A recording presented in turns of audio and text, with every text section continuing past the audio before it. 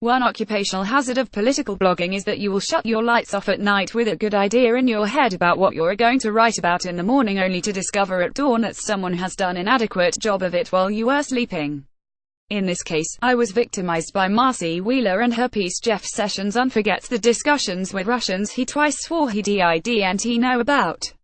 I had noticed more than one article last night that cited people in the Trump administration or its close orbit who attended a March 31, 2016 meeting at the Trump Hotel in Washington in which George Papadopoulos raised the prospect of a personal meeting between Mr. Trump and Mr. Putin. These sources were admitting that Papadopoulos made the pitch, but insisting that Jeff Sessions eventually cut him off, said it was a bad idea, and requested that the topic not be brought up again. Here's the New York Times version. Mr. Clovis and others immediately expressed doubts about the wisdom of the idea, noting that Russia was under United States sanctions and denouncing the optics of a meeting with Mr. Putin, according to a former campaign aide who attended the meeting. But Mr. Trump listened with interest and asked questions of Mr. Papadopoulos.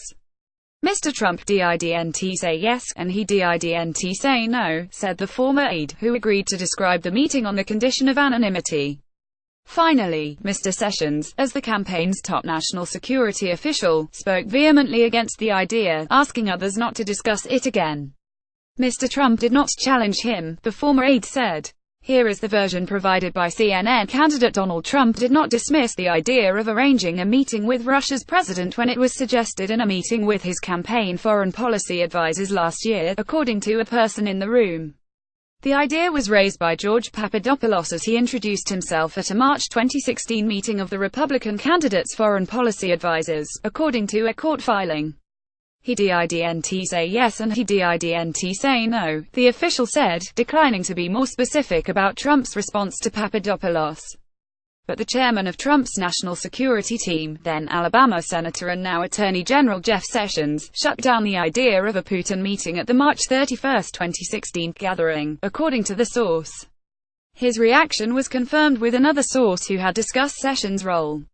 Obviously, Marcy noticed the same thing as I did and beat me to the punch of spelling out why this, if true, is the clearest evidence yet that Jeff Sessions perjured himself under questioning from Congress. The totality of Sessions' Senate testimony, both at his confirmation hearing and subsequently, is highly dubious on this point. But his clearest perjurious statement came on October 18, when Sen. Al Franken of Minnesota asked a very specific question. You don't believe that surrogates from the Trump campaign had communications with the Russians? Sessions responded, I did not, and am not aware of anyone else that did. I don't believe that it happened. Marcy points out that 2 weeks prior to this testimony, the Justice Department that Sessions heads had obtained a guilty plea from Papadopoulos, who can only be described as a campaign surrogate. In fairness, Sessions has recused himself from that investigation and so should not have been aware of the fact that Papadopoulos had copped a plea and openly admitted to having communications with the Russians, including a person who was represented to him as a relative of Vladimir Putin. On the other hand, if he had been aware of what Mueller knew about the March 31 meeting, he might not have felt free to lie so brazenly about it to Sen.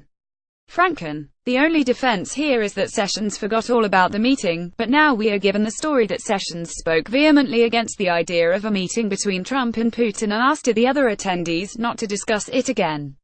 And I guess I should be clear that Papadopoulos was explicit that he had made contact with a representative of Putin's and that his idea for a meeting was more than hypothetical.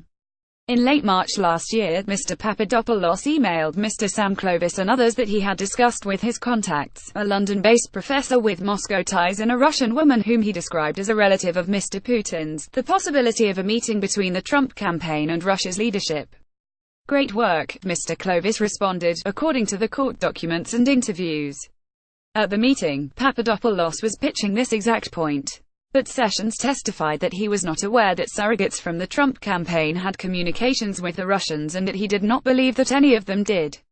Prior to now, most of the focus has been on the fact that Sessions was himself a surrogate of the campaign and that he had failed to disclose 3 separate meetings with Russian Ambassador Sergei Kislyak. But we now have a further example of the Attorney General's forgetfulness. What's amazing about this is that someone in the Trump administration is pitching this clear evidence of Sessions' perjury as an alibi against what seems like proof of collusion. The vehement opposition to a meeting with Putin that Sessions allegedly expressed makes it much harder to argue that he had no recollection of surrogates talking to the Russians. And they're hardly doing the president a huge favor in portraying him as open to the idea. Who are they trying to protect? Perhaps this is a limited hangout, where the plausibility of the claim is enhanced precisely because an unhelpful confession is included. The president isn't innocent of poor judgment, but he didn't ultimately authorize or attend a meeting. This would be my guess at what we're seeing here. But, in that case, it could have been done using someone other than Sessions as the person who shot it down. After all, as far as I know, none of the other participants would be exposed to legal charges for playing that role, since none of them testified under oath that they had no knowledge of any communications with the Russians. As for Sam Clovis, HES now testified to the grand jury, and no doubt this meeting was a major topic of their discussion.